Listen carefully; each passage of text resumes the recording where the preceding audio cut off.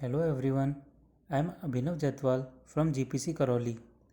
आज हम electrical engineering के 309 subject switch gear and protection के टॉपिक ओवर वोल्टेज प्रोटेक्शन के सेकंड पार्ट के बारे में पढ़ेंगे। लास्ट पार्ट में हमने पढ़ा था कि ओवर वोल्टेज प्रोटेक्शन के कॉजेज़ क्या हैं और लाइटनिंग सर्जेस के बारे में। आज हम पढ़ेंगे ओवर वोल्टेज प्रोटेक्शन को कैसे रोका जा सकता है। So, चलो let discuss method of protection against over voltage. There are mainly 3 method generally use for the protection against lightning over voltage. ऐसे 3 मेथड हैं जनरली जिसे हम यूज़ करते हैं ओवर वोल्टेज प्रोटेक्शन के लिए, जिसमें पहला है अर्थ स्क्रीन, दूसरा है ग्राउंड वायर, तीसरा है लाइटनिंग अरेस्टर। अर्थ स्क्रीन में हम सब स्टेशंस के ऊपर छोटे छोटे मैट्स लगा देते हैं। ये मैट्स के सारे कॉर्नर्स एक रॉड से जुड़े होते हैं जो कि ग्राउंड की तरफ जाते हैं।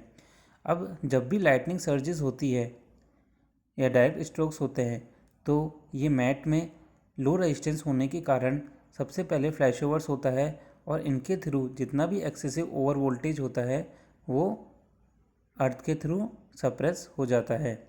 इसमें हम जनरली गैल्वनाइज आयरन वायर यानी जीआई वायर का यूज़ करते हैं। इसमें ट्रैवलिंग वेव से प्रोटेक्शन नहीं मिलती है, बस लाइटनिंग स्ट्रोक से प्रोटेक्शन मिलती है। इसको हम सिर्फ सब स्टेशन पे ही लगाते हैं। Earthing screen is generally use over electrical sub station. In this arrangement, a net of GI wire is mounted over the substation. The GI wire used for earthing screen are properly grounded through substation structure. अब इस वाले mat connection में बहुत low resistance होता है जिससे कि lightning strokes को एक पाथ मिल जाता है ग्राउंड में जाने के लिए। This method for over voltage protection is very simple and economic, but the main drawbacks is it cannot protect the screen from traveling wave which may reach to substation via different feeder. दूसरा है overhead earth wire. अब ये method एकदम अर्थ screening जैसा है, बस इसमें एक मेजर जो डिफरेंस है वो है कि इसको सब स्टेशन पे ही लगाया जाता है, जबकि ओवरहेड वायर को सब स्टेशन के आसपास वाले ट्रांसमिशन टावर्स पे। इसमें भी वही जीआई वायर्स का यूज़ होता है जो सर्टेन क्रॉस सेक्शंस के होते हैं जिससे कि हम करंट को कैरी आउट करवा सकें।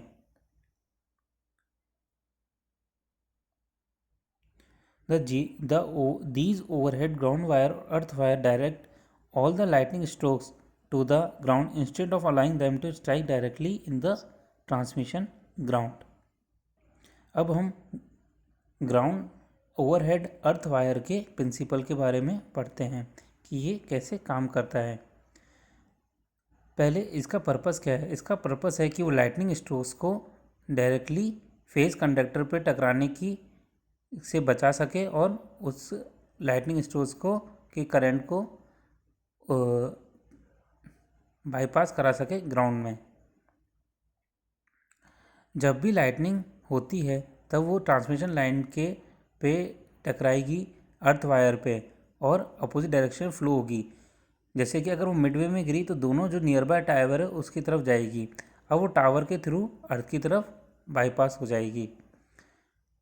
इसमें एक नोट पॉइंट ये है कि earth wire is effectively only when resistance between the tower footing and earth is sufficiently low.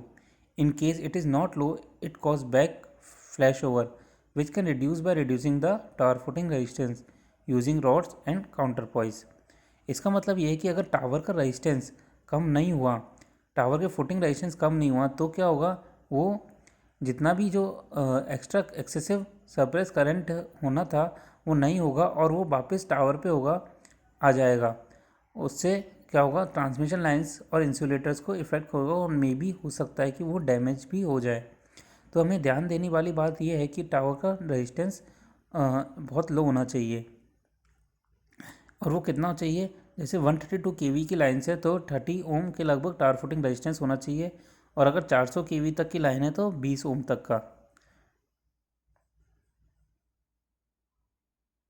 Earth wire का अरेंजमेंट होता है वो 1 या 2 किलोमीटर सब स्टेशन के पास वाले टावर पे किया जाता है। वो जो अर्थ वायर का इलेक्ट्रिकली और मैकेनिकली इतना हाई इनफ होना चाहिए कि वो इतना करंट झेल सके कि लाइटनिंग स्ट्रोक्स को बाईपास कर सके। अब जैसे कि इस फिगर में दिया गया है कि ओवरहेड वायर ऊपर ही ऊपर लगाया जाता है, फिर फेज़ ए, फिर बी और फिर फेज़ सी, यानी फेज़ कंडक्टर नीचे होते हैं और ओवरहेड वायर अर्थ वायर ऊपर लगाया जाता है। अब इसको ऊपर क्यों लगाते हैं? इसको ऊपर लगाते हैं लाइटनिंग स्ट्रोक्स अगर जब भी आती है तो कंडक्टर से पहले ओवरहेड वायर में जाए। अब जैसे कि यहाँ पे अगर एक फ्लैश ओवर आता है तो एक ट्रैवलिंग वेव इधर इस टावर की तरफ मूव ऑन करेगी और एक ट्रैवलिंग वेव इस टावर की तरफ मूव ऑन करेगी। अब जितने भी आएगा इस टावर से आने वाला जो करंट है वो अगर इसका रेजिस्टेंस लो है तो वो इधर के थ्रू बाईपास हो जाएगा और इधर वाला इस वाले टावर के थ्रू इस ग्राउंड में चल जाएगा। ओके, नेक्स्ट है शील्डिंग एंगल। शील्डिंग एंगल में क्या होता है? ये एक एंगल होता है जब ओवरहेड वायर और आउटर में जो फेस कंडक्टर होता है उसके बीच का एक एंगल होता है, वो अपन को एक प्रोडक्टिव मेजर के थ्रू डिसाइड करना पड़ता है जिससे कि प्रॉपर सेफ्टी मेजर्स लिए जा सकें। The angle between the earth wire and line joining the earth wire to the outermost phase conductor is taken as shielding angle.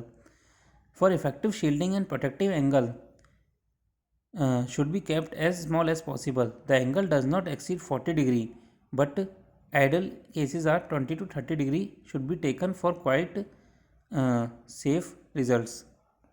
जैसे कि मैंने बताया आपको, एक अर्थ वायर का कंडक्टर और एक आउटर फेस कंडक्टर है, इनके बीच का एंगल शील्डिंग एंगल ए होता है।